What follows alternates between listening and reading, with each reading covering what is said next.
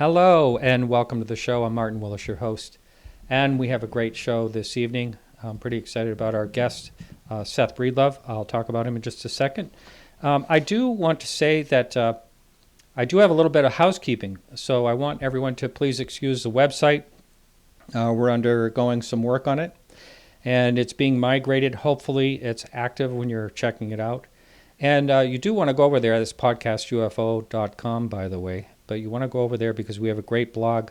It's one of two by Charles Lear, and it's called The Kelly, Kentucky UFO Goblins. I don't know if anyone's ever looked into the Hopkinsville goblins, they're called, or there's all different types of names for it, but this happened back, I believe it was August in 1955, and it seems like in the 50s there was a lot of things going on. It's a great story if you have not heard about it. It was actually a horrific night for a family. I think their name was the Langfords, and they were dealing with these beings that were on the roof, and there was shots fired, shots fired, and again, it was a horrific night for that family. And again, this is the first part of that story. Check it out over at podcastufo.com. I want to thank everyone that supports the show. Anyone can do that. And we are encouraging people to go to Patreon. We have a banner on our website that's linked right to the Patreon page. And there's also an RSS feed over there for your media player. Our guest tonight is Seth Breedlove, and he's an Ohio filmmaker. And he's written, edited, and produced and directed shorts and features about a variety of topics, but he's best known for his production company and films they've produced under the Small Town Monsters banner. I was talking to him earlier. We were talking about cities and small towns, so I like that title for him. It fits him well. Seth helped launch an episodic series under the title of On the Trail of, and we're going to be talking about On the Trail of UFOs. He produced the first season along with his wife and went on to direct, shoot, and edit the second season, which focused on Bigfoot. And then, of course, he turned his attention to UFOs, which we'll be talking about tonight. And this year, Seth will also direct The Mothman Legacy. I always thought that was pretty fascinating. And The Mark of the Bell Witch. That I've heard of, but I don't know anything about. We may touch on those topics later. Welcome to the show, Seth. Yeah, thanks so much for having me. Yeah, Seth. So, you study a lot of different topics. It must be hard to keep, informed about all of them. How do you get all your information on, for the things you're looking into? It's funny. It was a lot easier when I had a full-time job because, as weird as that sounds, because what I used to do, like what I did when I got into all this, was medical billing. And when I was doing the medical billing job, there was nothing else for me to do in between all the data entry other than like listen to podcasts. And so I found like I could listen to podcasts, I could listen to old radio shows and stuff like that, which is how I sort of discovered like the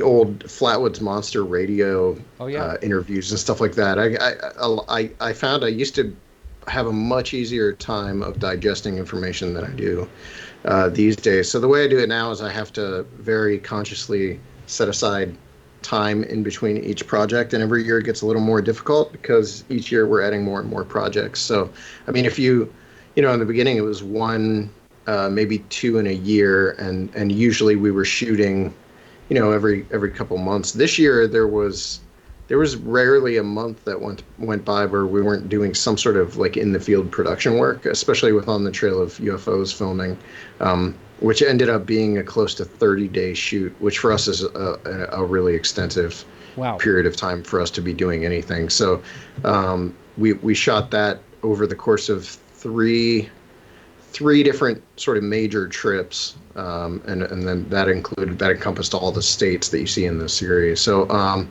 anyway, the short answer is I have to make time to really sit down and start taking in information for whatever I'm working on next.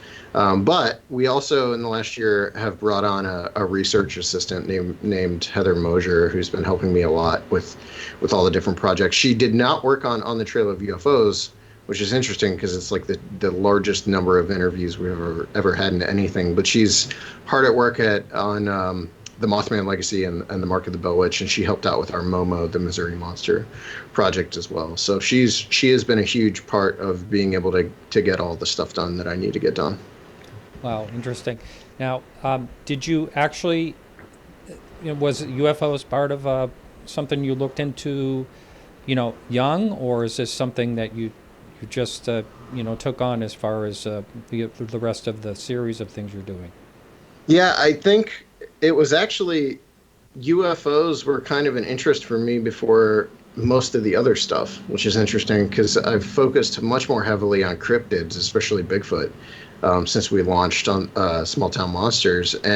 But it was UFOs that I was really into in the beginning, and especially that very early era of UFO research, like the late 40s and early 50s, really piqued my interest because it was rooted so much in like the government involvement, and I always loved the idea of the sort of, not loved the idea, but the shadowy government conspiracy side of that always appealed to me, especially that sort of just getting into the Cold War era.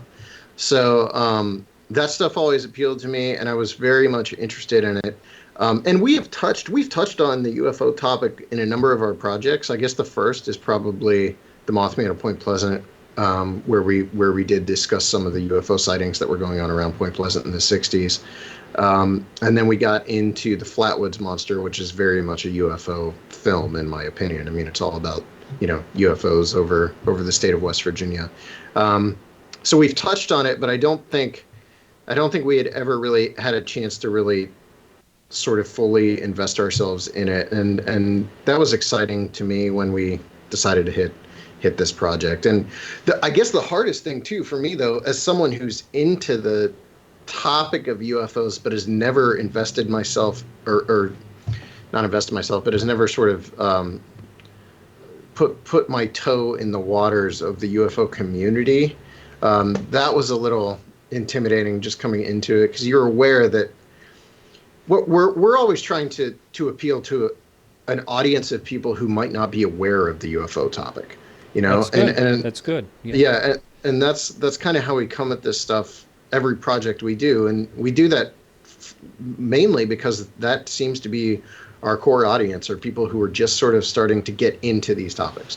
So when we hit upon this, it was perfect for me because I felt like in a lot of ways I was learning along with the audience. So even though I've been interested in UFOs for a long time, a lot of this stuff that we were including in the series, I had just learned or was learning, especially like the airship waves has been fascinating for me for the last year.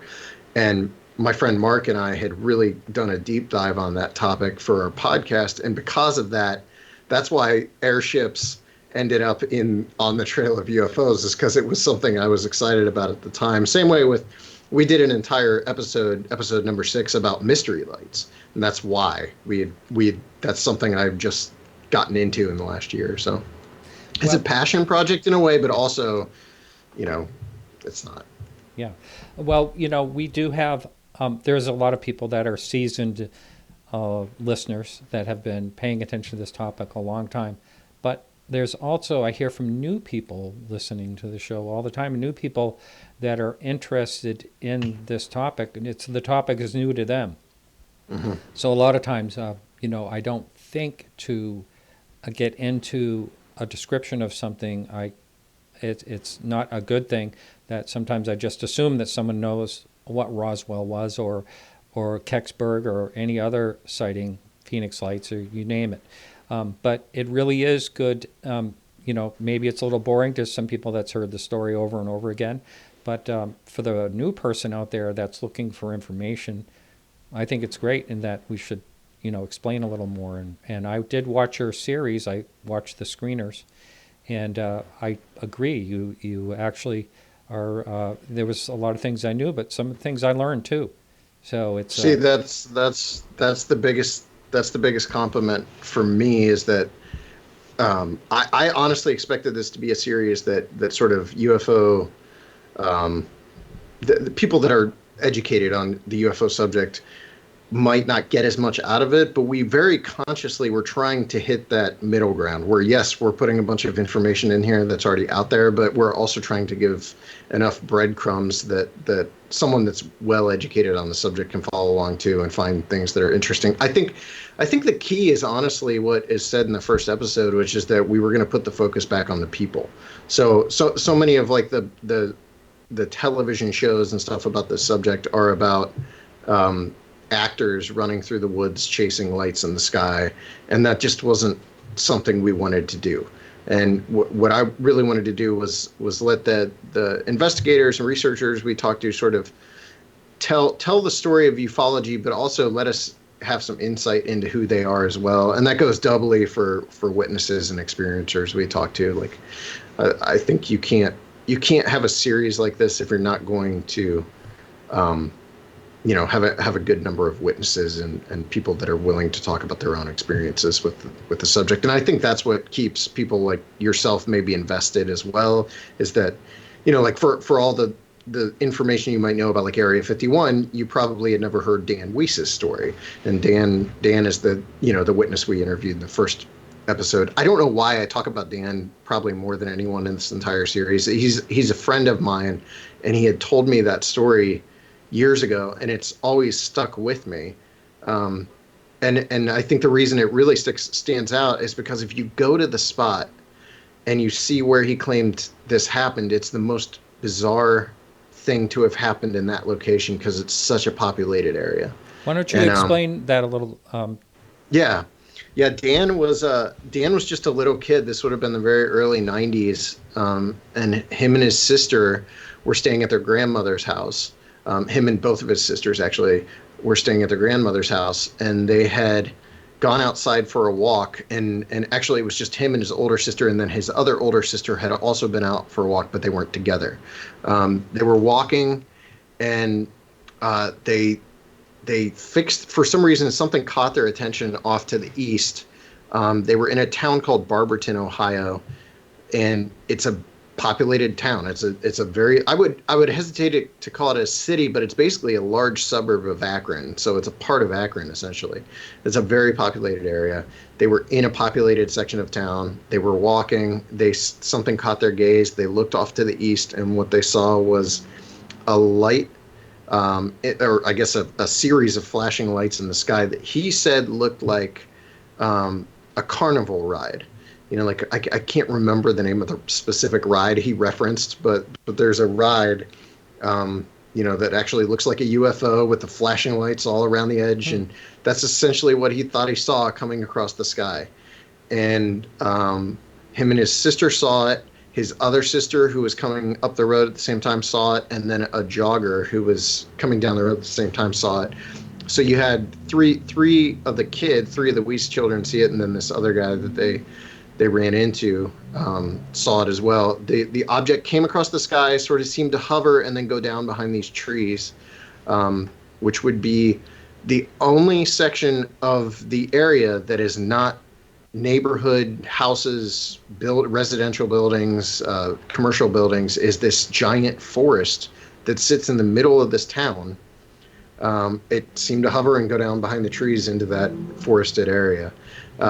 They never saw it leave. They just saw it together, and now there are some things that are involved in that story that I would really want to get back into at some point. One of them is the fact that there seemed to be a number of mines under Barberton. In fact, the mines that are down there stretch all the way to Lake Erie, which is about 40 miles to the north.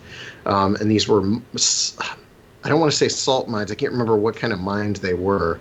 But they're so large. The mines down there are so large that they actually stored all the old earth movers and excavators down there as well. And these are still down there as far as I can find. So we're curious to do a little bit of digging into the, no pun intended. We're curious to do a little bit of digging into what actually is in that forest and maybe beneath that forest, because the other part of that story that got left out is that Dan is almost convinced that shortly after their sighting, there was a fence erected around the forested area. Now we went back there, and it looks to us like you can get in there today. So there's no fence. So he's not positive he's remembering that right. I mean, I think he was like 9 years old at the time, so he was pretty young. But he was almost positive that they had put up this fence after the fact. Yeah. So anyway, that event really affected him, and I think the episode it all takes place in episode 1. I think episode 1, you get a good sense that it affected him in a major way, to the point where he's still really curious about it today, and he talks to his sister on the phone in the episode, and you can kind of hear her corroborate his story, and she thinks about it as well. I just think that the effect that even just seeing something for 7 seconds in the sky can have on a witness is really impactful. Oh, absolutely. Absolutely. I'm going to bring up someone that's on your show, because I was friends on Facebook and know this gentleman, and he contacted me, I don't know, a couple of years ago, and he said, hey, you remember you were at my house and looking at my antiques and for auction and all that stuff? And I said, oh, yeah, how you doing and all this stuff? And he goes, well, guess what? I'm listening to your show. And you had him on your show, Dean Merchant. Oh, Dean, yeah. Dean's great. The strangest thing about Dean's interview is that it was like one town removed from Exeter, New Hampshire, and Dean had so much information to give about like the Exeter incident. I mean, that's one thing. What you've seen is 8 episodes of On the Trail of UFOs, featuring almost 30 interviews, clocking in at over 270 minutes, and we still have enough content that we could have cut 4 or 5 more episodes. Like, if time and money weren't an object, we would have easily had another 4 or 5 episodes, 3 or 4 episodes in there, and Dean would have been featured in another few, because he had a lot of information about a lot of topics that we never actually got to in this season. So we're really hoping to be able to do multiple seasons, but Dean's a really knowledgeable, I call him like a UFO historian, because I don't know what else to refer to him as. He's not crazy about like the investigator or researcher, label. Right. Well, I invited him on this show, and he's possibly going to come on sometime in April or May, something like that. And he's got that great New England accent too. Oh yeah. Yeah. The funniest thing about his New England accent was I shipped off his. I have to send off the interviews to be transcribed, and this time around I hired a service that was computerized, and the computer had no idea what was happening. Reading his interview is one of the funniest things I've ever seen in my life. Oh, that's a riot. I hope you let him know that. Yeah, I'll have to. Yeah. I haven't yet. Yeah. Oh, that's great. That's great. And so we're going into break in about 4 minutes or so. But if you would, well, first of all, Shanon LeGro from Las Vegas, if I remember right.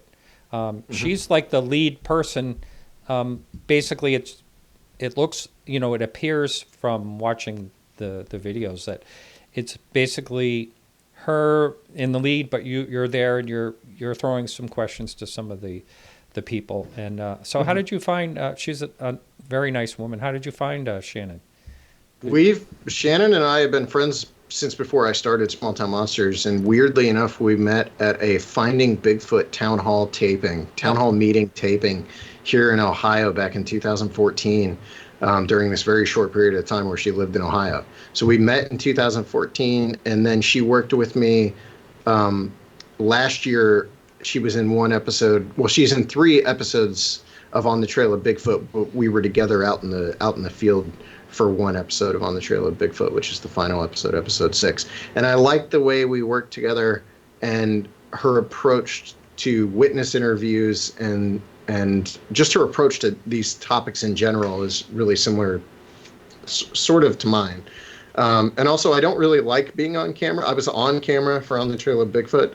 I was the lead. for that series, and I kind of hated it. Uh-huh. So I asked her if she would sort of be the face and the voice of On the Trail of UFOs.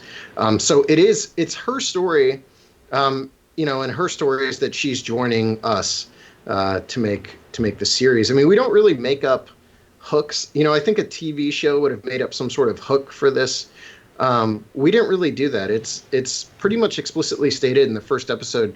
She's going on her own journey to learn about the subject, and she's joining Small Town Monsters as we make the series to do it. So we try to do pretty much everything as honestly and upfront as we can possibly be with this sort of thing.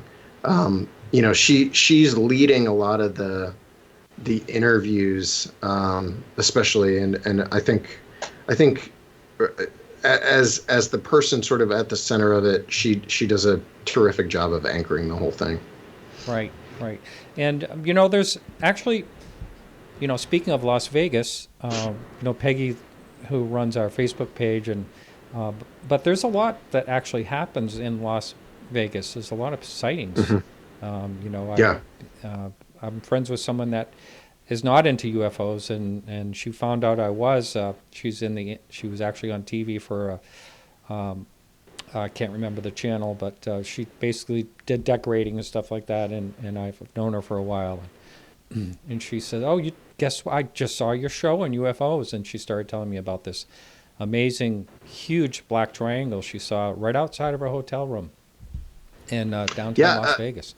Pretty amazing. Phoenix, the Phoenix Lights were also seen in Vegas, which was like something that I found when we were interviewing David Weatherly for the series, is that there were sightings of the Phoenix Lights in Vegas, which I had never heard of before. So yeah. I'm not as in the loop.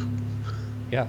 Okay. Well, it's we're gonna head into break, so everyone, hang in there. We'll be right back right after these messages.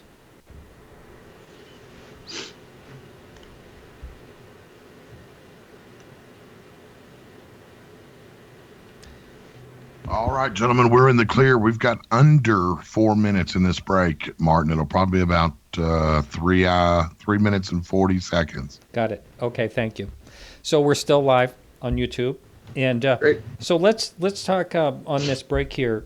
Let's talk a little bit about what happens in Ohio. Have you looked?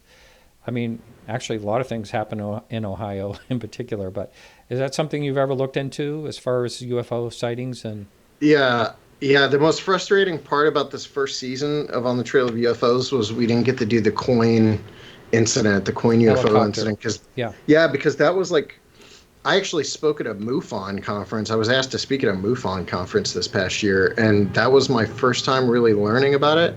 Again, I'm a newbie, so take it easy on me. But I had never been aware of that incident, and what really it's kind of clues you into like what a monster nerd I am, because like the thing that caught my attention about it is where the UFO first intercepted the helicopter would have been right over Charles Mill Lake, and Charles Mill Lake in the 50s had a really famous local monster called the Charles Mill Lake Monster, which was sort of a Creature from the Black Lagoon type monster. So as soon as they said something about Charles Mill Lake, it piqued my interest. But what was really cool about that was the fire chief of the county was there, and it turned out that the fire chief, back when the incident took place, when the coin helicopter incident took place, the fire chief was a teenager, and him and like 20 other kids saw the UFO intercept the helicopter from the ground. So I was really excited about the idea of doing some retelling of that incident on the Trail of UFOs. So I'm really hoping we can get a season 2 off the ground, because I'd love to do that. But beyond that, the Portage Lakes, or the Portage County UFO chase, is always been one of my favorite UFO stories. I'm super fascinated in that. Well, we got a couple of minutes. Can you talk about that? The coin one always fascinated me as well. And basically, a UFO actually levitated the helicopter. It actually rose. It was very scary, and anyone can check that out.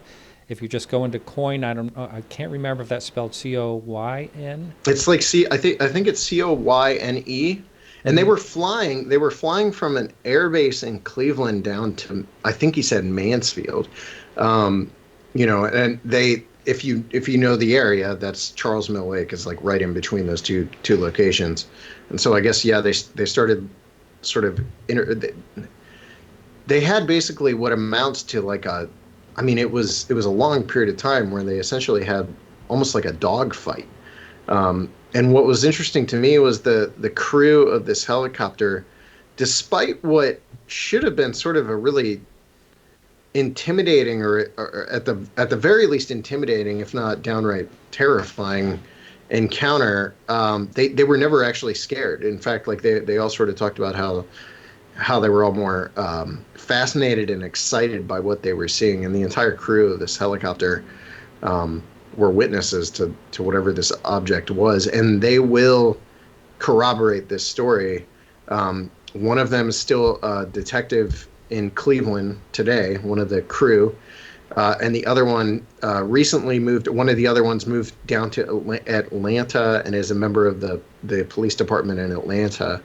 And I can't remember what happened to everyone else. As soon as you got them. Going back on. Yep. Sounds good. All right. Sorry about that, Seth. I didn't mean to interrupt you there. Oh, it's okay. In 5, 4, 3, 2. All right. Welcome back. My guest is Seth Breedlove, and we were actually talking during the break. You mentioned a famous UFO case in Ohio that is one of your favorites, and I had never heard of it. Can you tell me what that case is called again? The coin? No, the other one. The Portage County? Yeah, I don't know of that one. I'm pretty sure you do. It's given a lot of different names. The reason I call it the Portage County UFO chase is because it originated in Portage County, but it's the one where the two police officers start getting calls about a UFO. They see it and they proceed to chase it all the way into Pennsylvania. Yes, I know that one. Yes. Yeah, and they're told they're chasing the planet Venus essentially with other law enforcement officials from all over the state sort of joining in. But I call it Portage County because that first patrol car that goes rushing toward Pennsylvania was actually in Portage County, which is only like 15 minutes from where I live. But that's always been one of the most fascinating to me because of the way the policemen were treated simply for reporting what they encountered. That's right. And how many? There were quite a few involved. Was it something like 6, or was it? I want to say it was 6, but it might have been more than that. And I heard a great talk about this like a year ago. I can't remember the guy's name now. It's going to drive me crazy. But I've always been really fascinated with that story because it's so close to us. But I'm always drawn to stories more because of the human component and the way that story negatively affected the witnesses. I always thought was really, really kind of sad and it sort of speaks to the larger way witnesses are treated in general, or at least were treated, particularly at that time for coming forward with a sighting, and especially if you were working in law enforcement. It seems like it was just a terribly negative thing that ended up honestly destroying the careers of a few of those guys that were involved in it. Yeah, that's not unusual, unfortunately. What do you think? If I asked you this question, do you think you know anything more about this topic of what these things might be, or do you think you know less about it since you actually went into this? I think I probably know a little bit less, if anything, because I think coming into it, you think you know, or maybe not. You don't. Maybe you don't think you know, but you think you have a pretty good handle on what the disparate theories are about what might be going on, and you're trying to sort of subscribe to one of those. Right. And then you realize that there aren't a lot of commonalities between encounters. There are, but there aren't. And, we point them out in episode 2. I think we tried to do a somewhat decent job of pointing out some of the commonalities and like craft descriptions. And you can definitely like start drawing from the data, as far as what we're putting out in the series. You can start to draw from that and draw lines between some things. But I think at the end of the day, I have no theory. I don't know that I even have a theory anymore that dominates any of the others as to what is actually going on. Right. Yeah, I have no idea. And you had Linda Zimmerman Mm-hmm. on which I have a lot of respect for, a really nice lady. And I think she said something along the lines of this flying saucer was in fashion at that time. and, Yeah. and it's kind of funny because, I mean, people are seeing different things. And, what I saw would be described as a flying saucer in 2006. But, Mm-hmm. but there's a cigar shaped UFOs. And some people say, well, those are just the saucer shaped, at a side view. But a lot of people are describing actually seeing, cigar shaped UFOs. And, the funny thing about those, the more people I've talked to that talk about those have almost all said that they've seen like portholes, like Yeah. little round windows on them, which is really bizarre.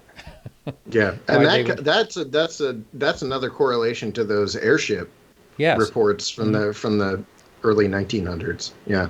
Yeah. So let's talk a little bit about those because people, I mean, if you go back, you can see the old newspaper clippings of some of these, what they called airships, and they weren't dirigibles. I mean, they didn't. Some of these actually were, these reports were prior to when those were flying around. Yeah, that's what's so strange, and especially if you go to the 1890s when you've got sort of the Aurora crash and all that. That happened. The Aurora crash happened at the height of a major airship wave that was sort of going all around the West Coast.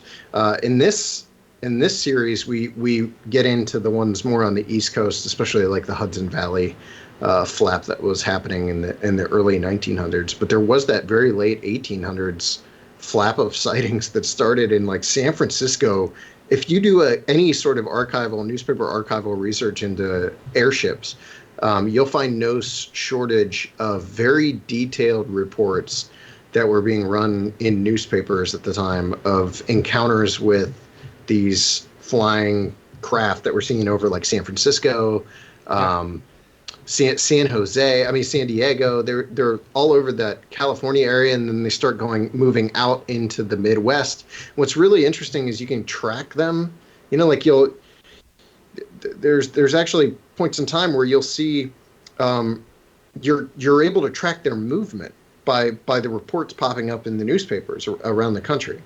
So they start in one area and then they move out across, the country. And obviously, if you're a skeptic, your response to that is going to be, well, that's just other newspapers picking that same story up, Right. And they start running their own, falsified version of it. And that is like anytime you do archival research, that's a danger you'll run into is newspapers in the 1800s and 1900s.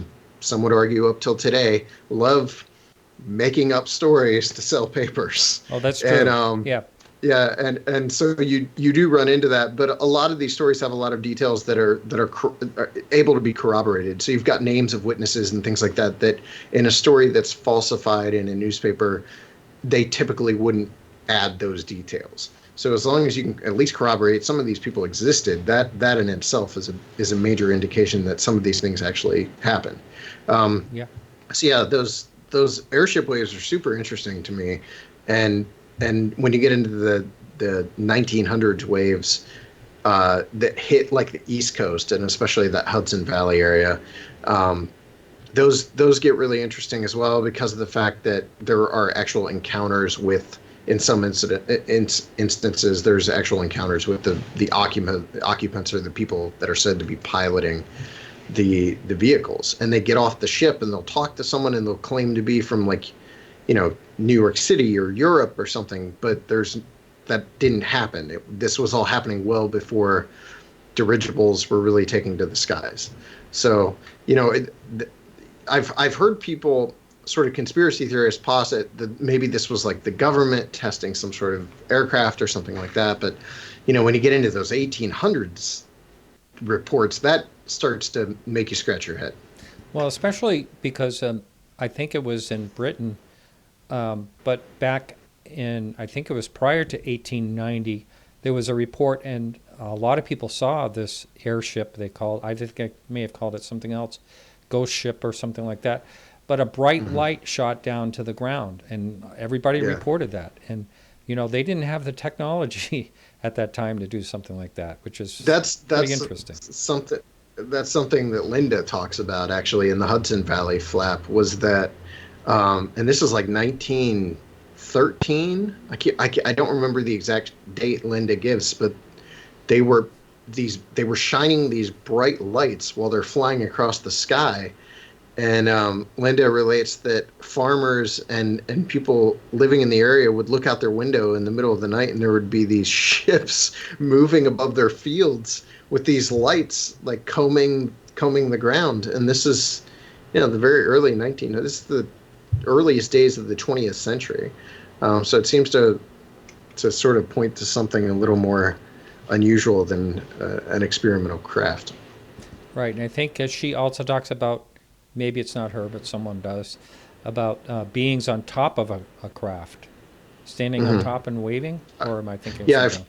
I've heard that story, but I don't think that was one that she told. What's interesting too about those airship waves is that there's some similarities to the black triangles, or even just like the Phoenix lights, where they, they're obviously, some of this is going to be because these are airships and they were moving slower, but there's similarities between the airships and the black triangles, in that they start in one area and they just sort of like move over a location as if they want to be seen. That was always what was so unusual about the Phoenix lights to me, is that I think Dr. Kitai said that it looked like a parade more than anything. Like they were wanting to be noticed. And some people would argue that that's the way the airships were. It wasn't like they were trying to stay, it wasn't like the airships were trying to stay hidden. They were, they were very bold about the fact that they're flying around out there, and people can interact with them and see them at night. And I would argue that in a lot of cases, it seems like the black triangles, especially in the Hudson Valley area, again, the Hudson Valley comes up a lot, mostly because I'm fascinated by those cases, but also because I feel like the Hudson Valley UFO stuff is overlooked a lot these days. And I think it was really important to ufology. I don't know if you would agree with that or not. Well, I think there were tens of thousands of people that saw something. It wasn't just like a few. Yeah, there's a lot of witnesses. Yeah, and but that was something a conclusion I came to while I was editing the series. Actually, it was just the strange similarities between the airship waves and the black triangle waves, and how the behavior of the craft actually seems very similar, eerily similar in some situations. Right.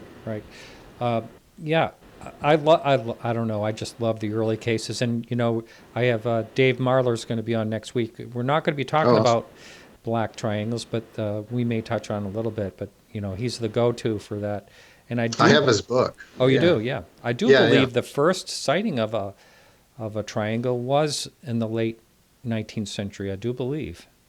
I think we might have referenced it. I can't remember. It's been a while since I edited episode 2. We might have referenced that sighting because Alejandro actually talked about Marler and the work he had done during his interview. So I'm not sure if he referenced that or not, but that to me is really intriguing as well. Just the idea that black triangles might have been around long before, like most people credit them as showing up in the 80s and 90s. It'd be really fascinating if you could track down sightings from that far back. Yeah, I saw that Alejandro was in there, and I called him up and asked how he was doing. A lot of people ask because he was part of this show as far as doing 15 minutes of news every week. Basically people out there that keep asking me how he is. I talked a little bit about him last week, and he's just taking a little break from the UFO scene for the most part, but he probably will be back. But he's just he's concentrating on doing something different, and hopefully we'll have him back. He says he is paying attention to the UFO headlines, but he's doing really well for all those out there that wonder how he's doing. And I did see him, I see how he's edited into most of the episodes, isn't he? Yeah, he's in. I think the real like mouthpieces for the series end up being David Weatherly, Alejandro. Um, Man, those two are in almost every episode. Linda is in, I think, 5 or 6 of the 8. So it really is pretty heavy. They're featured, and I know going into it who I think is going to end up being that sort of figure. So I knew, because of how knowledgeable he is about the history of the whole thing, I kind of knew going into it that he would be featured pretty heavily. So when we interviewed him for like 2.5, 3 hours, which for us is a very long period of time. Our interviews don't usually last that long, but I made sure to hit pretty much everything. I mean, he talked about contactees, he talked about the black triangles, airships. He talked about pretty much everything. Yeah, yeah. No, he's great. He's really got a lot of knowledge there. And you said did you say there were 30 people interviewed totally? In total? I think the total number that we interviewed is like 29, but there's a couple of people that were in there there was actually an interview that was shot with a guy named Mark Muncy, who's an author in Florida, and his interview got scrapped because the audio got destroyed while we were in the Chestnut Ridge in Pennsylvania. Oh, no. Oh, that's terrible when something like that happens. Yeah. It's too bad. Yeah, it is. Yeah. It's frustrating. Yeah. Oh, absolutely. Yeah, we've had our audio problems on this show too. It just does happen, and when you're live, it's you have that one shot. What would you say is the favorite case of yours that you looked into? For this series, yeah. Yeah, I mean, I think it does come back to like Dan Weiss, but we already talked about that one, so it's probably going to be the Gary Tribert from the Hudson Valley. And what's really frustrating again about the fact that there's only 8 episodes in the series is that Gary could have had a whole episode, like just for himself, to talk about all the things that have happened to him, because he alludes to it in the abduction episode, that what he talks about in that episode is just one small facet of what's gone on in his life. He had, I don't know if that's here or on your end, but they're probably coming. They're coming to get me. No, Gary, when he was a kid, was seeing craft above this hill outside of his parents' house in upstate New York, specifically the Hudson Valley area. And there was a gravel quarry, and there were multiple instances where he saw this craft sort of hovering above the forest up on the quarry. And one time, him and his dad walked up to see, because they saw this craft, and they walked up together to get a closer look. And I guess about halfway up, his dad turned him home and said, "You go back home." And Gary went home, and his dad was gone for hours. And that part of the story is really unusual, but it's what happens next is so much more unusual. And this did not make it into that episode because it's so bizarre. I could not find a way to put this in there and have it make sense for the audience. And I'm probably going to do a terrible job of recalling this, but basically Gary, after that instance where he saw the UFO above the gravel quarry as a kid, he went into the woods one day and encountered a man who was wearing coveralls and was about 4 feet tall. And the man had a cartoon face. This is how Gary recalls it. The guy had a cartoon face or something like that. And but Gary seems to believe that incident was sort of either maybe a memory that was planted in his head or something, and he believes that was potentially the first time he was abducted. And years later, Gary would, and this is actually in episode 7, Gary does believe he had an instance of abduction or missing time in which he was driving to the grocery store or something to get beer in the middle of the night. And halfway there, he started noticing his car was being followed by a light in the sky. And he's coming on this back road. He comes around a bend in the road, and all of a sudden the craft is down in the middle of the road. And like 2-3 hours later, he wakes up, or comes to, or whatever you want to call it, not knowing what happened to the hours prior. He didn't even realize how much time had passed until he drives into town and goes to the grocery store and walks in and realizes they're closing. He had left home at like he had left home at like 8 o'clock, and it was now almost midnight, something like that. And realizes all this time's passed, goes home, and then later he would have some things happen physically. He woke up with scoop marks on the back of his neck, which he actually showed to us. He had one day he was out fixing his car, and he started feeling dampness on his leg. He looked down, and there was blood seeping through his pants. There wasn't a rip. It was like blood was coming out of his pants. He goes inside. He drops his pants, and he's got a massive scoop mark in his leg that almost looks cauterized, where blood is now pooling inside of. Wow. And then he started waking up with nosebleeds, with dried blood all around his face, and I guess one of these times he woke up with the nosebleed. He went into his children's room the next morning. He had 3 twins, and then his wife also had a son. Wow. And when they went into the bedroom, all 4 of these kids had blood coming out of their nose. So the triplets and the little boy had blood coming out of their nose. And what was really strange about that to me, and this probably points to a larger statement about experiencers and how they all react differently to what happens to them. But Shanon was really curious how Gary felt about that. Because now your home's being invaded, your children are being brought into this. How do you feel about it? And he was very, I don't know how to put it. I don't know how to put it right. He wasn't angry. If this was me, I'd be angry. I'd be very, very angry. I'd want to know what's happening. I'd want to protect my children. His reaction wasn't anger. It was more of a sort of like acceptance of what's happening. And I thought that was really an interesting dichotomy with how you would expect him to react to something like that. But what I just said is honestly barely scraping the surface of all the things that he told us about while we were in there. His interview went for about 45 minutes, and it was really him just sort of recalling all these things that happened. He recalled his mom having sightings outside of their house as a child of lights in the sky. He recalled his I believe it was his mom came into his room when he was a kid, and maybe it was him. Maybe he recalled going into his children's room and seeing something in the room in the middle of the night. So whatever the case may be, it was pretty obvious that whatever had happened to him had never stopped and seemed to be generational. Wow, that's really interesting.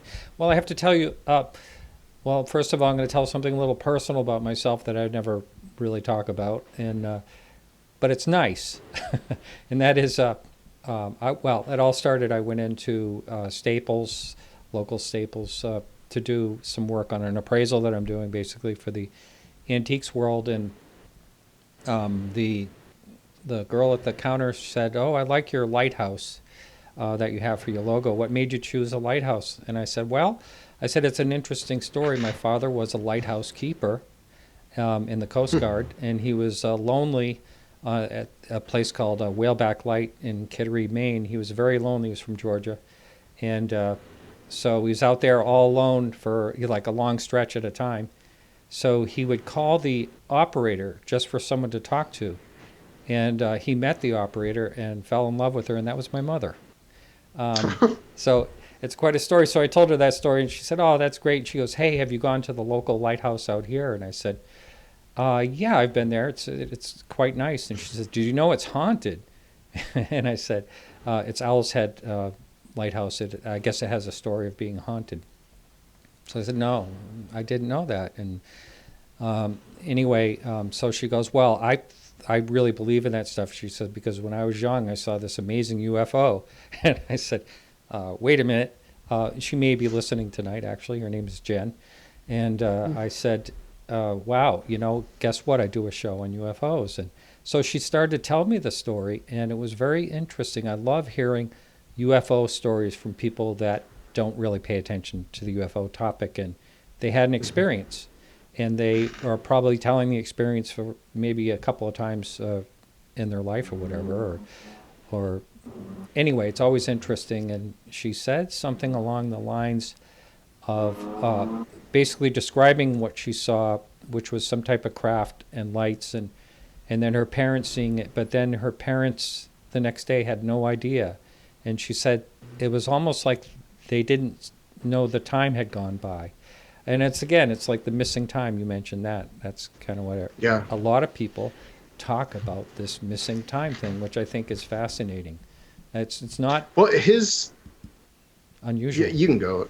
Yeah, his story, Gary's story, really reminded me of Barry Clark, who we interviewed for our Invasion on Chestnut Ridge movie back in 2017. Barry had very similar occurrences to Gary, almost eerily so, in that he was driving somewhere one night, sees a light in the sky, wakes up hours later, doesn't know what happened, and then starts suffering from physical effects after the fact. And Barry Clark was a major UFO case investigator in the 1970s with Stan Gordon. He was one of Stan Gordon's right-hand guys.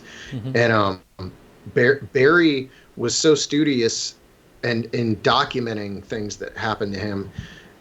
He had file cabinets full of cases he had looked into, and when all of this started happening, it drove him out of the field to the point where he burned all of his files. Wow. The stuff that happened to him was so traumatic, and I mean, this was the only time we've ever had this happen. He actually he had to shut off the cameras, and he told us all these things that had happened. He didn't want to document it, and I'm not permitted, obviously, to tell what happened to him, but it was one of the more disturbing interviews I've ever been a part of, because you could immediately see how much it affected him emotionally and mentally, even to that day. Wow, that's amazing. And the scoop marks you talked about, that's something you do hear quite a bit about. It's not unusual. We're actually going into a real break this time. So when we come back, about a half hour into the next segment, we're going to be taking phone calls. So that number, if you want to write it down, is, let's see, it's 855-472-5483. And again, we'll be doing that about a half hour in. And my guest tonight is Seth Breedlove, and we'll be right back right after these messages. All right, everyone, welcome back to the show. My guest tonight is Seth Breedlove, and we are talking about his series called On the Trail of UFOs. And so what other On the Trail series do you have? On the Trail of Bigfoot? I can see that one. Yeah, it's funny because the idea behind the entire On the Trail of concept has kind of changed. Originally, On the Trail of each season was going to focus on a different subject. So the first season was all about the lake monster Champ that's said to reside in Lake Champlain. And then from there, we did On the Trail of Bigfoot. But it's going to morph now, because On the Trail of Bigfoot's about to pick up a season 2. And that's going to be happening at the same time that On the Trail of the Lake Michigan Mothman, which is a special event that's probably going to be around 90 minutes, will come out. So it's basically morphing into its own sort of subsect of small town monsters. It's basically our way to do episodic storytelling. We'd really like to do a second season of On the Trail of UFOs. So what we're looking to do eventually is get to the point where we would have On the Trail of Bigfoot running, On the Trail of UFOs running, and then another On the Trail of sort of series each year, and that's addition to the films we put out. So there's a lot in our future. But yeah, On the Trail of Bigfoot was sort of the one that propelled the entire idea forward, and that came out last year, and it's at 4 million people have watched On the Trail of Bigfoot. So that's what really helped set that path for us. I know this isn't about UFOs, but I'm still a little bit fascinated about the Lake Champlain.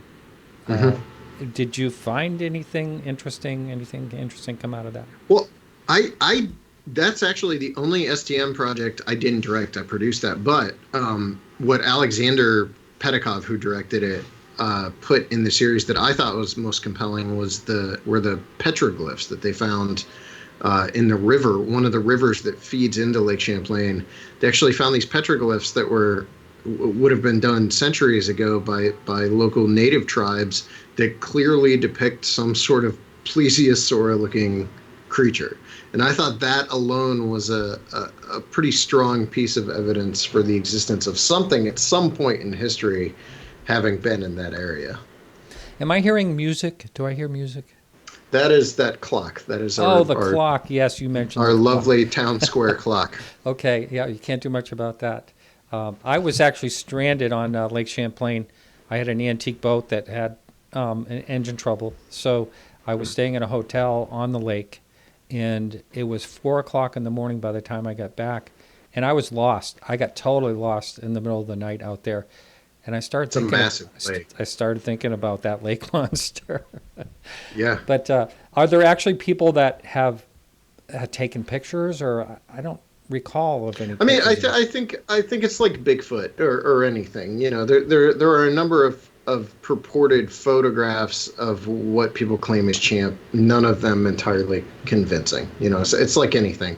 The best evidence, it's like UFOs or Bigfoot. The best evidence comes down to the fact that you've got these very believable, perfectly reasonable, rational people who will tell you they saw something. Mm-hmm. And weirdly enough, I mean, we made a movie near Lake Champlain back in 2016, actually filmed in 2015, called The Beast of Whitehall. And Whitehall is this tiny town. It's actually the birthplace of the U.S. Navy. It sits right on the banks of Lake Champlain, and the Champlain Canal runs right through the middle of the town. But we made a movie about a Bigfoot sighting there that happened in the 70s. And while we were making this Bigfoot movie, we kept having people come up and tell us about their champ encounters. And that was sort of actually the first time I thought we need to do a movie about Champ. But yeah, there's a lot of witnesses, a lot of people still claiming to see something in there, you know, today. But nothing super believable in the way of photographic evidence. Right. You know, I got to ask you this: when you have done all these different series and looked into all these different things, were there crossovers where, you know, the same place that you just mentioned, kind of a crossover there with the Champ, you know, people seeing him, but were there other crossovers between Bigfoot and UFOs? You kind of hear that sometimes. I think the biggest is actually the Chestnut Ridge where Stan Gordon is, because you've got so much strange activity taking place up there. Yeah. And I don't know if it's just that the Chestnut Ridge is relatively close to where I live, but we can't seem to escape it. We made this movie in 2017 called Invasion on Chestnut Ridge, which was actually a massive flop. But for some reason, it's like the movie that everyone I talk to really loves, and for some reason, I feel like it's one of our best. There's people in Hollywood I've spoken to who found us because of that movie. So it's a weird thing, but we made that movie in 2017, and then we went back in 2018 and shot episodes of On the Trail of Bigfoot, and then this year we shot more for On the Trail of UFOs, and it's a place where you've got a confluence of very strange paranormal / ufological / cryptozoological activity all taking place in one location. But that Whitehall, Bennington Triangle, upstate New York, you know, the Adirondacks stretching up into like Vermont and Connecticut, there's a lot of really weird activity that happens up there too, where you get, you know, UFOs and Bigfoot seen together. The strangest thing about Whitehall is you have it's everything. While we were there, we spoke to Bigfoot witnesses. The Whitehall case is one of the more famous Bigfoot cases, but you've also got Champ right down the road. And then while we were there, we had these police officers tell us about seeing what they claim is a pterodactyl sit in a tree right down the road from Bear Road, which is sort of the location of this really famous Bigfoot, you know, sighting. But that's those two places are the ones that seem to have the most of that sort of activity that we've been to or we've made films on. And the Chestnut Ridge, there's so much to explore with the Chestnut Ridge that I've kicked around the idea of doing an entire episodic series, just hanging out with Stan Gordon as he takes us through all the crazy stuff he's investigated.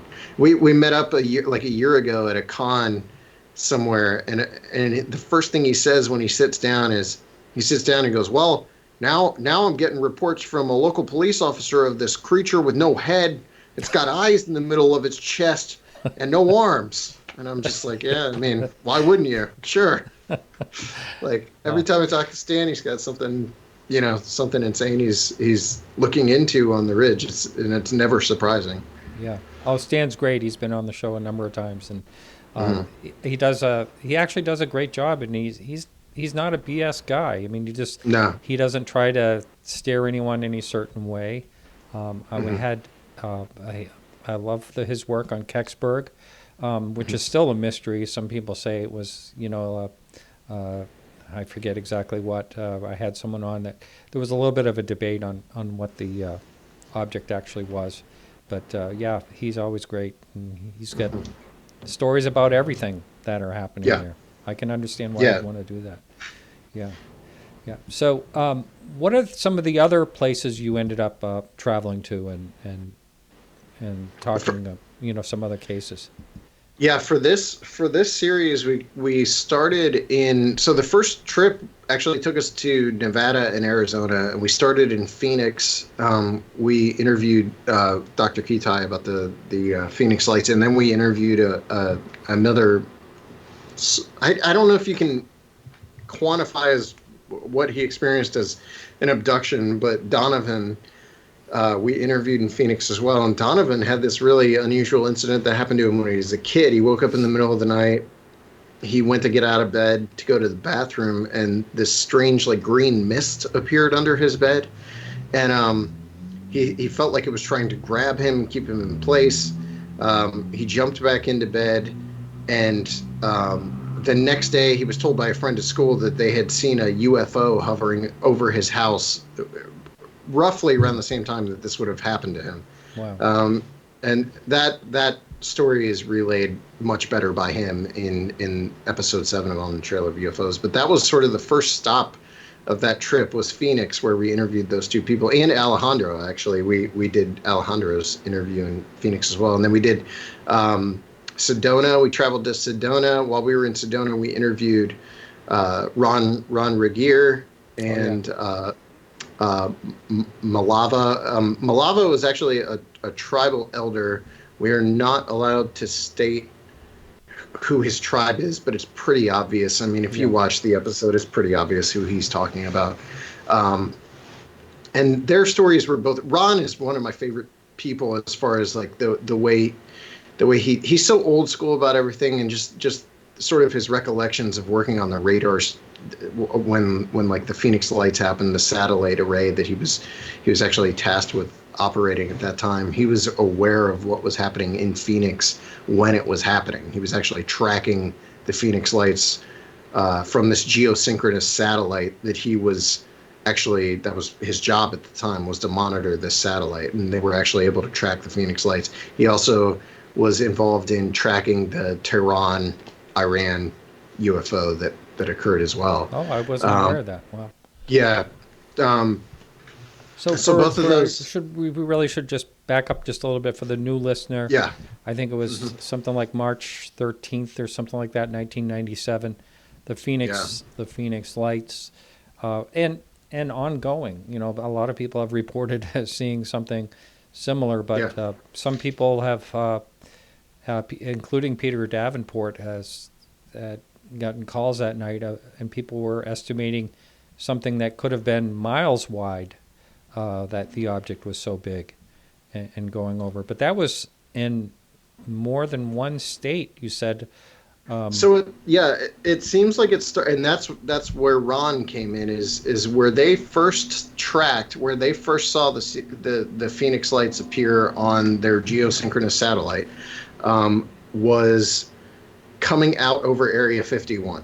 So they see it near Area 51 for the first time, is where they first catch a blip of this thing, and then they track it all the way to Phoenix.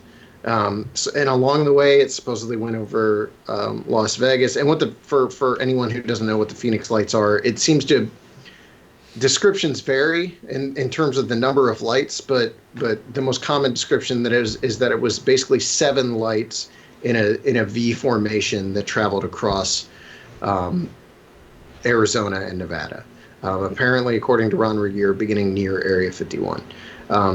And it travels down over the area, and it is witnessed by thousands of people all across the area. I was actually asked recently why it's a historically significant case, and I said the reason it's historically significant is that we can still talk to. This isn't like Roswell, where we've lost all the pertinent witnesses. We're still able to go talk to these people and learn from them if people actually do that. And that every year more and more witnesses are coming forward that claim they saw, the Phoenix lights. So I think it's important just for that reason. But yeah, the lights we're seeing all across the area. They go over the city of Phoenix. They actually hover over the Sky Harbor International Airport. They're seen on their radar by air traffic controllers, who claim that the craft, this was stated by air traffic controllers, that the craft that was seen on radar was over a mile wide. So whatever this thing was, it was huge, it was silent, and it seemed to want to be seen. And the event was sort of laughed off by Governor Fife Symington, who later came out as being a witness of the Phoenix lights, and it's gone down in history as one of the most important mass sightings in U.S. history. Yeah, it was just, I forget was it Hale-Bopp? I can't remember the comet. Yeah, it was the Hale-Bopp, yeah. Yeah, people were outside just to watch that, and that's why, it was a clear night. And so many sightings. And, some people claimed that it blacked out the stars up above, and another person said it looked like a wave, a heat wave, like you could see rippling, through it. But still, the fact that it was silent, it was huge. If that was military technology in 1997, it would be, amazing that it wouldn't be used, somewhere, somehow, or we wouldn't know something about it by this time, I would think. Yeah. So. Yeah, agreed. Yeah, and it's cool to me too, just from like what interests me about all this a lot of times is how culturally it impacts the area where the events take place, and to see Phoenix, that event has been embraced in a way by the city of Phoenix now, to the point where the Historical Society has an entire exhibit sort of dedicated to the Phoenix lights that you can walk through. So there's little things like that are, I think, important just from a ufological sort of incident standpoint. Right. I didn't even know about that until I watched your film. I didn't know they had a little museum set up. I didn't realize either. Yeah. And that is in the Historical Society. That is as legitimate as you can get. Yeah. There's illustrations. There's there's a hanging craft, showing what most people thought they saw, and it is interesting that Fife Symington, as you mentioned, first of all, kind of ridiculed the situation. His claim with that alien, that came in, and his a friend or whatever came in an alien costume and said, "Here's the culprit," and all that. But according to him, he was trying to release the tension because the phone was ringing off the hook, and he had a lot of people to answer to. You wanted to give a shout out to someone that's in the chat room, right? Gary Tribert, who I talked about earlier, was actually in there, so I'm not sure if he's still in there, but yeah, if Gary's in there, shout out to Gary. And it was funny, when I met Gary, we actually interviewed Gary on the Trail of UFOs, but I had met him weeks prior at the Mothman Festival in West Virginia, which was kind of a strange coincidence because I had no idea who he was at the time, and then I wound up interviewing him for something completely unrelated in a state, 3 states away, a few weeks later. So that was one of those weird synchronicities. Right. The Mothman is another thing that is bizarre. I know this is a show about UFOs, but occasionally we'll talk about other topics, and I don't mind talking about that. But before I ask you about that, what is this Bell Witch? I don't know exactly what you call it. Oh, the mark of the Bell Witch. Yeah, what is that exactly? There was a case from the 1800s where the Bell family in Adams, Tennessee, were haunted by a disembodied sort of voice, and experienced a number of strange sort of poltergeist activity around their home. We're going to make a movie that examines what that story entailed, because it's never actually just been straight retold by anyone. You have a lot of the typical like ghost hunting shows with people running through houses with night vision on, but no one's ever done a historical documentary about that case. So we're going to do that, and then we're also going to we've thankfully made some really good contacts locally in Adams, and we have some leads on some present day activity that we're really excited to get into as well. Wow. So there's a lot to that story that we're going to unpack, I think, when we get into that. And the Mothman, so what did you mentioned earlier, I believe you said something like there was actually UFO sightings? I didn't know that. Oh yeah. The Mothman, the 60s flap that took place that everyone sort of knows the Mothman because of, the 1966 and 67 flap, that whole thing was kicked off by the Indrid Cold Woody Derenberger encounter. I'm assuming you've heard of that? I have not. Okay. I may have known it by something else, but I don't know of that, no. Yeah, the Grinning Man, as he was called.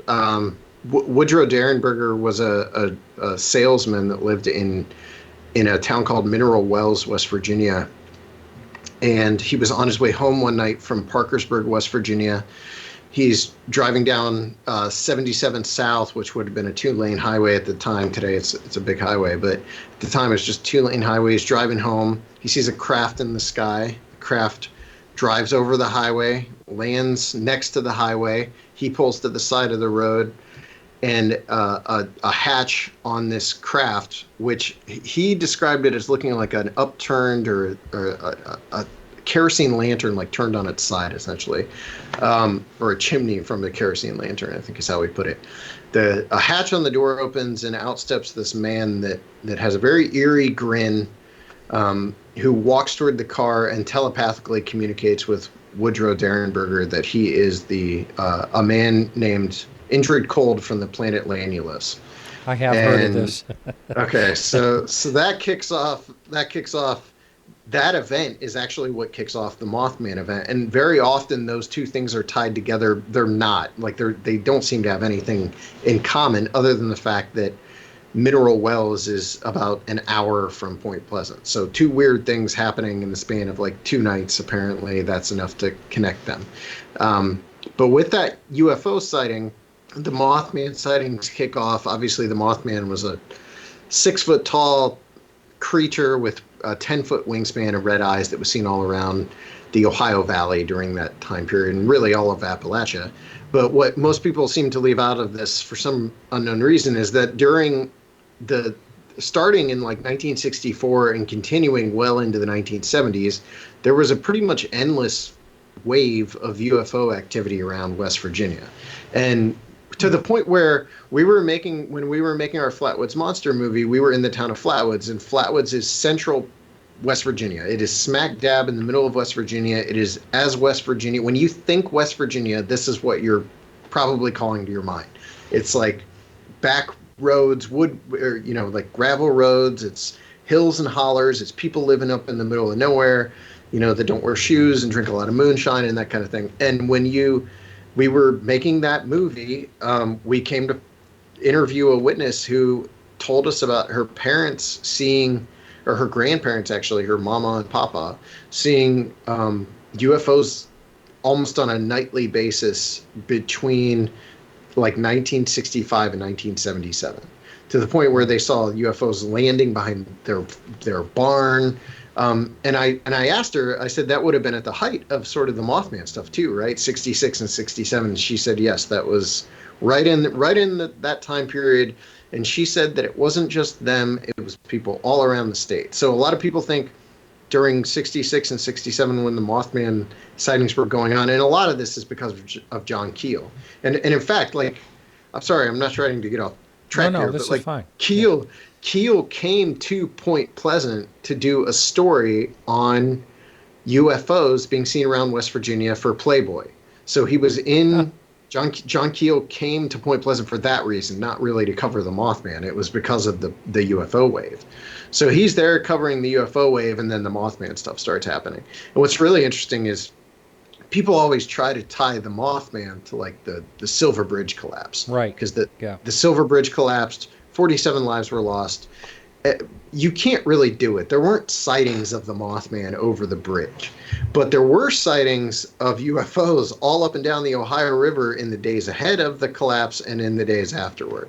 Wow. And I'm not blaming the UFOs for collapsing the bridge. I'm just saying people like to draw that line, but they completely leave out the UFO aspect of that story. So there were major waves that were taking place all over the region at that time, to the point where the Charleston, I want to say it's the Herald Standard, I think is the name of the local paper there.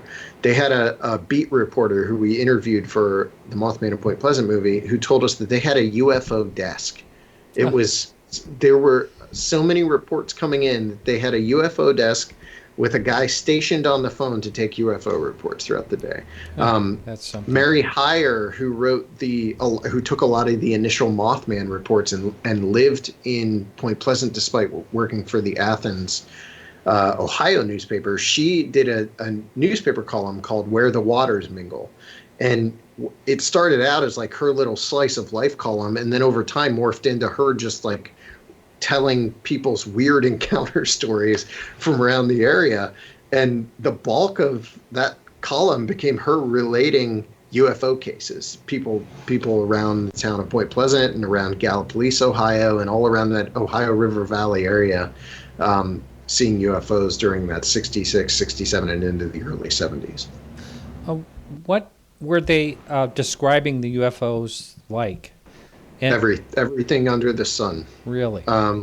You had the most traditional thing that we've found is the description that we found is sort of just lights in the sky, but like you had your classic flying saucers. You had a cigar-shaped object that was seen hovering over a school in Point Pleasant. You had a case from 1967 where a teacher from Point Pleasant was driving down the road that connects Point Pleasant to the TNT factory area, which is where sort of the first sightings of the Mothman took place at the TNT factory area. She was driving down that road and claimed that she saw a UFO flying in the sky. She saw the Mothman streak across the sky and seemingly go into a door on the UFO.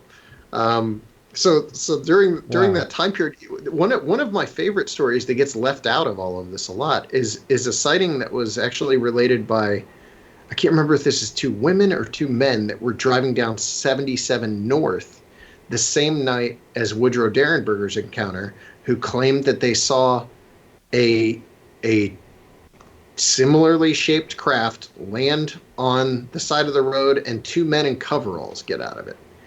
And that sighting would almost corroborate, to some extent, Woodrow Derenberger. But that story, for some reason, never really gets talked about. But there, like part of the problem is that Keel's book is so disjointed, and I love Keel and I love his research, but that book is so disjointed, and it becomes more about him than it does the case. And a lot of the details of those 60s UFO aspects of the story get sort of glossed over in favor of like the Men in Black and the prophecies that he was receiving. Wow, very interesting.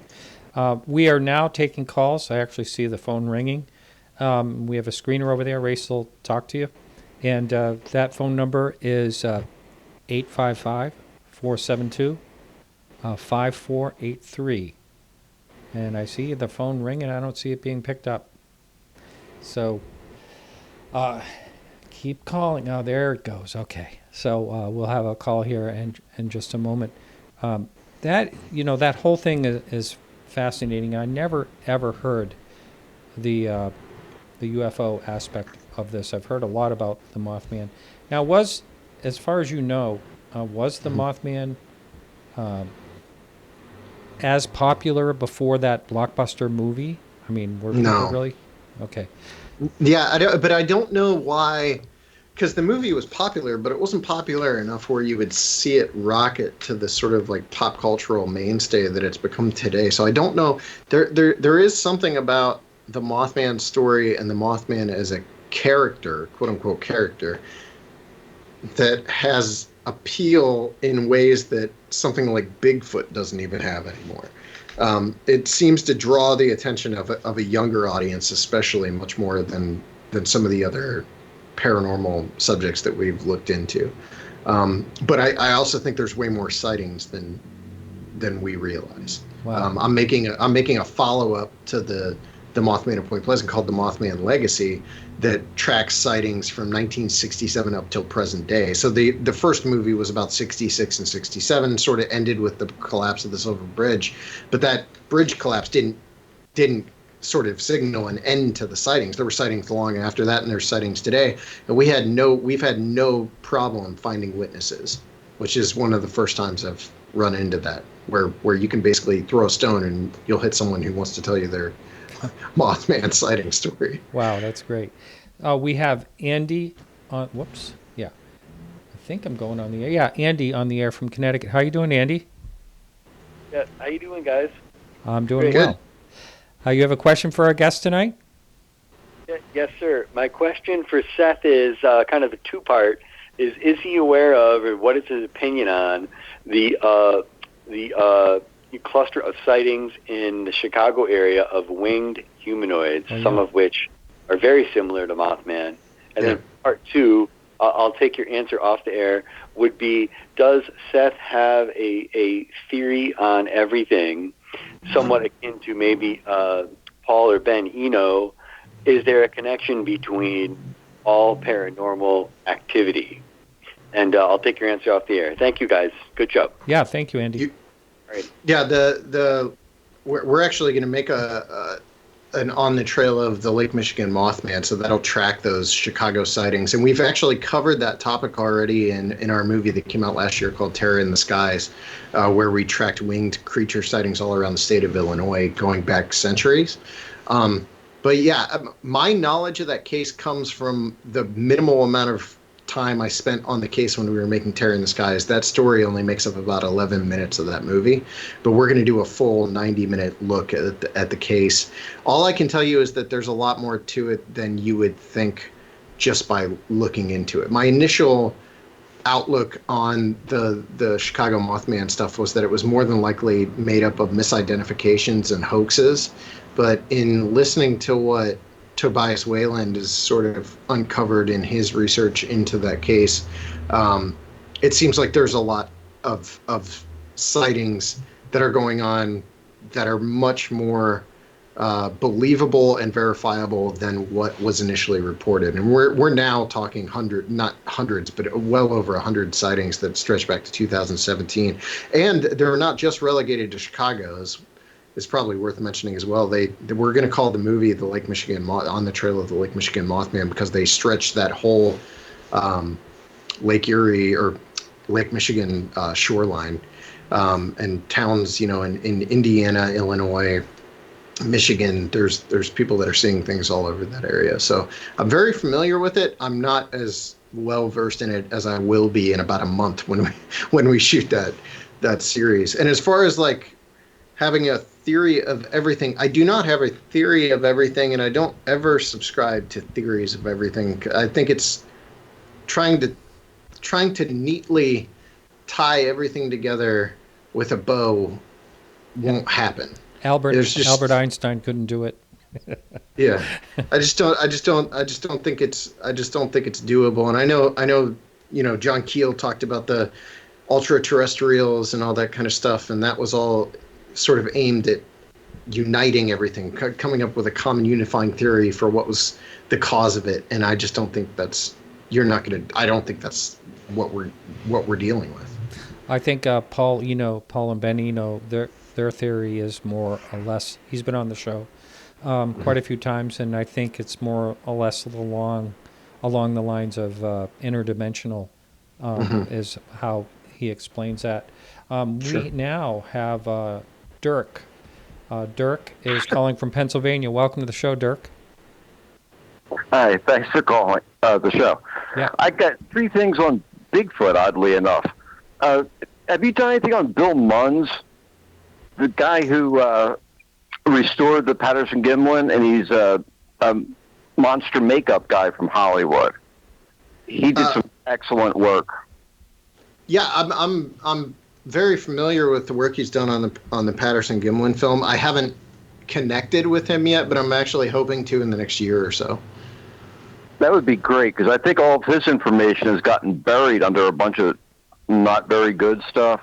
Uh-huh. Well, most of what goes on with Bigfoot these days is not very good. So I just think it's entertaining. Yeah. And I have a problem with Momo because he only has 3 toes. There aren't any. Basically, there's hardly any mammals at all with 3 toes. Everything has 5, including whales. Mm-hmm. If you look at their skeletons, they have 5 fingers perfectly. Yeah. I mean, everything. So that just can't be. Yeah, and what's weird about that is there were a rash of sightings, or not sightings, but findings in the 70s of 3-toed casts, including Stan Gordon actually found some on the Chestnut Ridge. And they seem to be in areas where people were seeing, Bigfoot-like creatures. That was one of the stranger things about the sightings of Momo, was that they were finding these 3-toed casts. At least one of the really famous trackways we know was faked by this girl we actually interviewed for Momo the Missouri Monster, and she recalled actually faking the trackway when she was a kid.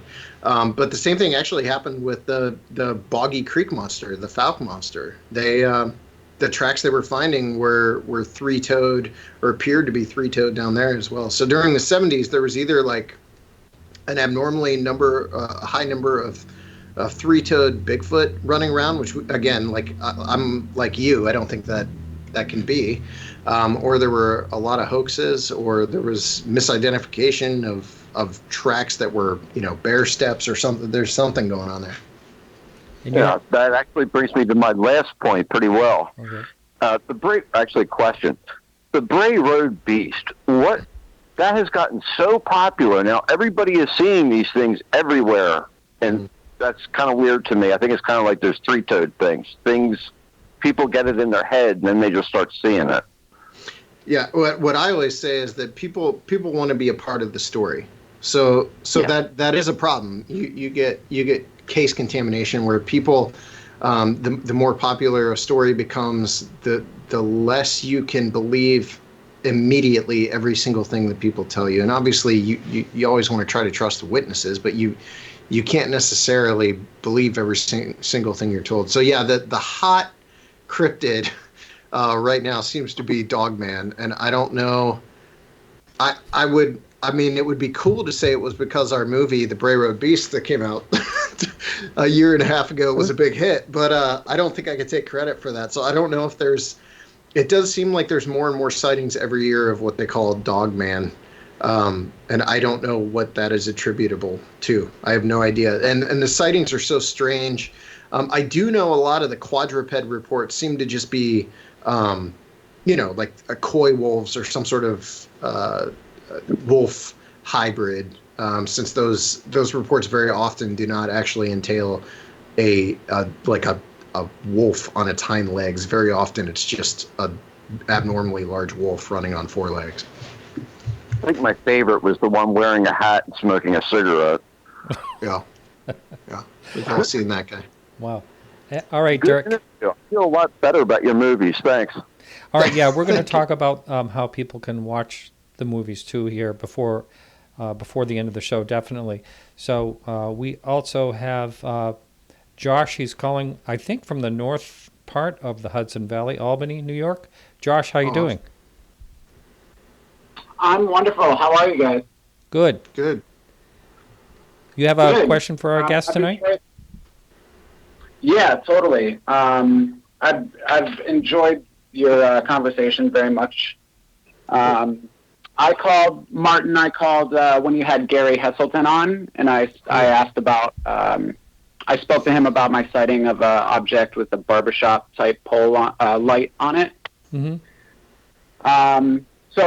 But now I'm calling because Seth, I actually found your work a while ago without knowing it was your work. The movie, The Chestnut, Yeah. that you had mentioned earlier, that Yeah. most people find you through. Yeah. Yeah, that's the first time I had seen anything from you. Awesome. Did you like it? I did. I enjoyed it very much. Okay, good. And I'm super looking forward to the new series. Okay, cool. I myself am a writer and a filmmaker. It's part of the reason I moved to New York from Massachusetts. Cool, man. I'm wondering if you have any advice on how I can get myself out there. If you can talk about how you yourself did it.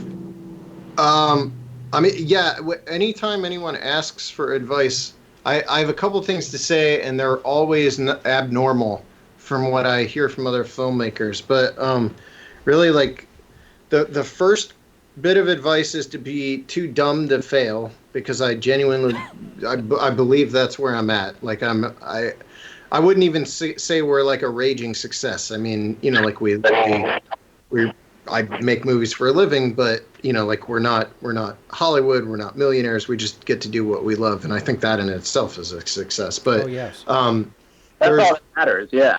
Yeah, but there's a certain stupidity in what I do, in that what we do has never been done before as a company. I can tell you that as someone who has an agent, who's talked to other people, who understands that our business model is not a model you can follow, and there's no blueprint for what we do. And at times there have been times where we should have quit, where I should have realized I'm putting myself in financial distress. I'm putting my wife through financial distress. I should probably call it a day. And I was too dumb to do that. And so there is a certain element of putting your head down and just bulldozing forward and being persistent in what you're doing that goes into becoming a success. And then the other thing is just to really work. And I mean, like, really, really work. And to, you know, like if you look at, I'm a big basketball fan. I'm weirdly enough, in the last couple of years, I've become a sports guy. I never was growing up, but today I am for some reason. And one thing I look at a lot is those guys, they never stop working at what they do. So basketball players, they just play basketball. They're constantly shooting. They're constantly working on their shot, free throws, whatever. It's the same concept with filmmaking. Like all my free time that isn't spent with my wife and kid, I am watching YouTube tutorials on how to edit, better editing techniques. I'm trying to teach myself different aspects of filmmaking that I don't know how to do, so I can help us save money during the production. And on the Trail of UFOs, I had to teach myself how to do effects work because our budget ran out. Like we just didn't have money to keep hiring freelancers to do effects work, so I had to teach myself how to do it. So there's also just a certain element of just, you've got to keep your head down and work really, really hard. Josh, thanks for the call. Thanks for the answer. You guys have a good night. All right, you too. So the line is open, and that number again is 855-472-5483. Yeah, I agree. Hard work is maybe I've been a little too dumb for this show. I just keep going when things come at me, but it's still interesting, and still you have to have a passion for something. Otherwise, why bother? And you just made a really good point. If you love what you have to do, then that's success. And I'm lucky for what I actually have to do for work. I really love what I do, and so it's all good stuff. And it must be. I can't imagine. You know, I've been a little bit involved in film with a friend of mine over the years. You know, many years ago actually. It's so much fun. It's to me. It's not like working at all. Good stuff. Yeah, my wife asked me what the most monotonous part of my job is, and I said it's never the stuff you think it would. It's not like the edit. I love all the aspects of editing. Even when I'm sitting here and my computer keeps crashing as I'm trying to run renders and stuff. Like you, compared to sitting at a desk doing data entry, I'll take this any day. But for me, it's never the things you think it would be.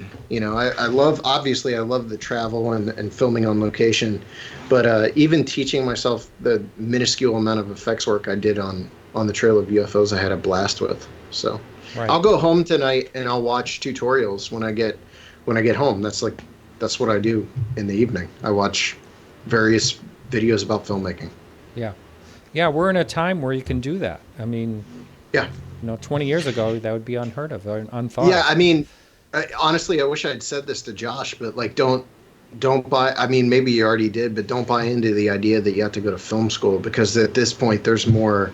You could go on YouTube and learn more than you would going to film school. I took a film course on a website taught by Werner Herzog. Like, that's not something you could have done 5 years ago. Yeah. Yeah. So pretty awesome. One thing we haven't done yet, and that is we haven't talked about when and where. Isn't the release today or? No, the official release date is actually March 20th, so it's still coming up. We're still a little ways out. But isn't there a link now, an active link, or? There is, yeah. Pre-orders for the series. There's two ways to pre-order. You can pre-order through the website smalltownmonsters.com, or you can guarantee a copy when you back there's a Kickstarter that we run. We run a Kickstarter at the start of every year, and that's how we fund everything we do through the year. And we launched our Kickstarter 2 weeks ago. We're 119 or 117% funded now, so we already reached our goal. So we set a stretch goal, and once we reach the stretch goal, we will be doing our best to get on the Trail of the Lake Michigan Mothman out this year, in addition to the other 3 projects we have coming out. So if people want to look up the Kickstarter, all the information's on smalltownmonsters.com. Well, that obviously is an attestament to your work if you're getting funded like that, because there are many, many people that try to do those fundraisers and nothing happens. So I think it's our work, and then also the rewards are really cool. Like we put a lot of effort and time and money back into the campaign. So basically what people put into the Kickstarter, they get back in their rewards. So there's this year we added Blu-ray copies. So if people want to see On the Trail of UFOs, and you've seen it, so like the scenery in itself would be worth watching the series, in my opinion. Yeah. I mean, obviously I'm the guy that made it, but seeing it on Blu-ray is going to be incredible. I'm actually really excited about that. I noticed that also whatever you're using for a camera is very good, and also that your editing, if you're doing it yourself, is pretty impressive. I told that to Alejandro the other day when I was talking with him. Thank you. Yeah. Cool. So I really, that's the one good thing about doing the show like I do. I get to see things before everyone else. So I like that. Yeah. And it makes me actually want to see some of your other work. So, cool. And I'm actually, even though I do the show on UFOs, the other topics I do find pretty interesting. So let's talk. We've got about 5 or 6 minutes left. Let's talk a little bit more about some of the cases that you researched while you were doing this series. Yeah, I realized after the fact that I had cut myself off, because that first trip was only the first of 3 trips. The next one took us to the East Coast. We actually started in Florida and worked our way up to New Hampshire, with stops in Manhattan and the Hudson Valley, North Carolina, to shoot an episode on the Brown Mountain Lights. And I mean, that's probably worth talking about real quick, is episode number 6, which is titled I'm Gonna Let It Shine, or just Let It Shine, I think, which is my little nod to that hymn that my parents used to sing when I was a kid. But it's an episode that's entirely about mystery lights, and that's a subject that is very often ignored or overlooked when it comes to UAPs. And I knew making the series that it would be a bit of a stretch to include mystery lights in a series about UFOs, but thankfully, like, some of our interview subjects did a great job of tying it back into ufology, and I thought overall that episode did a much better job of sort of expanding on how large in scale the UAP subject is. But we actually went to Brown Mountain, where the Brown Mountain Lights are seen, and we interviewed Micah Hanks about the Brown Mountain Lights, and then we got to talk to two different witnesses, two people that have claimed to have seen the Brown Mountain Lights. We interviewed a guy who had a sighting of what you would, I guess, describe as like an orb near Asheville, New York, while he was hiking with his friend. They were hiking near Asheville late at night. They did night hiking. They were trying to find a camping spot, and they were in the middle of nowhere up in these woods, and they came into a pine forest, and they encountered this glowing massive sphere in the air that approached them. They were overcome with absolute fear from what they told me, and took off running, and the thing actually followed them a little ways. So that episode is all about sort of that strange stuff. And then episode 7 is called The Taken, and that is our abduction episode. And what we wanted to do with the series is give you some of the high points, some of the key points of ufology, and obviously one of those is going to be Betty and Barney Hill. But we wanted to do it in a way where it didn't bog down people like yourself who are very knowledgeable about the subject. So, because I do understand the idea that if you're sitting there and watching an episode that spends 20 minutes on Betty and Barney Hill, when you've already heard that story 100 times, we're going to lose you. So what we did there is, we actually went to the White Mountains. We went to the locations where the hills were, and that story is explained throughout the episode, but it's intertwined with, it's basically using the Betty and Barney Hill abduction event as a way to explain how it's indicative of something much larger, and that's the abduction phenomenon in general. And we interviewed multiple experiencers, people who claim to be abducted or have gone through abductions, and then we sort of expand on that and get into some of the theories on why that's happening and what the purpose of it is. But the Hills abduction was really important to me to have involved, and then John Horrigan was kind enough to give us access to that interview with Betty, which was actually her last interview. I think it was done in 1999. And you'll actually see snippets of that interview. And if you want to, you can actually watch that whole interview on YouTube. I think if you search like The Secret or The Last, it's either The Secret Betty Hill interview or The Last Betty Hill interview. You'll find that. But we were able to use snippets of that interview, and I think that does a lot to really heighten the tenseness of that episode. But yeah, there was also a trip to Area 51 we went on, which happened to coincide with the same day that Storm Area 51 event story broke in the mainstream. Happened to be the same day that we were driving out to Area 51, and when we got out there, we had Facebook messages. We had been live streaming our drive out there, and 475,000 people ended up watching our live stream because it was going viral, and someone had shared that in that Storm Area 51 group.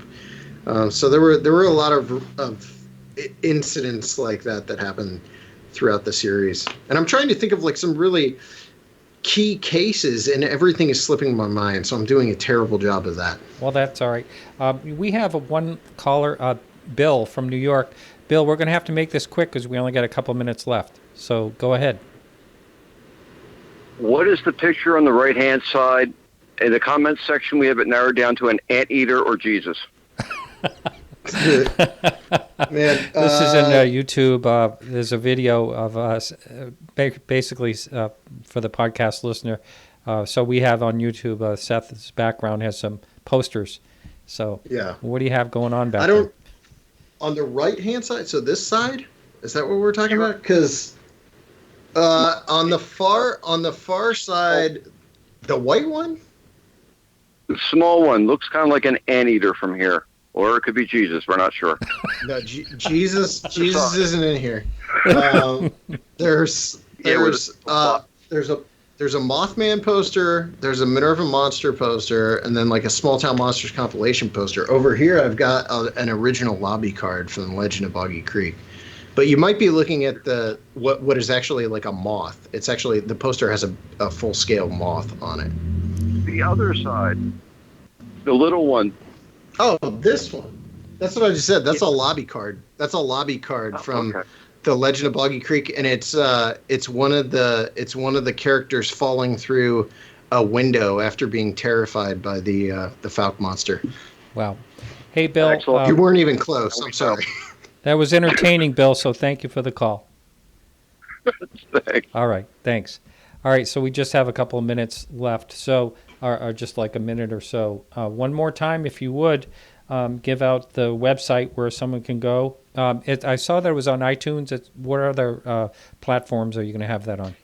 Yeah, so the big rollout for On the Trail of is going to hit Amazon and Vimeo on demand. Right now, that is the only two planned release date places. Okay. But we have a meeting tomorrow that could affect that. It could get a much wider release. But all of our stuff is available on Amazon too. If you're into cryptids and all that, you can look up Small Town Monsters on Amazon, and it'll take you right to a landing page that'll link you back to pretty much every movie. And I know we just put up the Momo the Missouri Monster on Amazon Prime, so that's actually free for Prime subscribers. A lot of our movies are actually free on Amazon now. So you could, if you're listening to this and you want to watch Invasion on Chestnut Ridge, that's on there. The Mothman of Point Pleasant and the Flatwoods Monster are not currently free on Prime, but they're both on there, and everything is on there. If you're like an iTunes, Google Play user, you can look up the Mothman of Point Pleasant, Invasion on Chestnut Ridge, and Boggy Creek Monster on there. You can learn more about us at smalltownmonsters.com. On the Trail of .tv, we post everything. You can actually watch On the Trail of Bigfoot free at onthetrailof.tv. And if you're interested in helping fund our movies and getting some really cool rewards in return, you can go on Kickstarter and just search Small Town Monsters or Mothman or Bell Witch or UFOs. You should be able to turn it up that way. Thanks so much, Seth. We are totally out of time. I really appreciate it. Thanks for having me. All right. Have a good one. All right, everyone. You too. Thank you. And that's it for our show tonight. Thank you so much for listening. We'll be back next week with Dave Marler. And I want to thank everyone that is listening and supports the show as well. And remember to keep your eyes to the sky.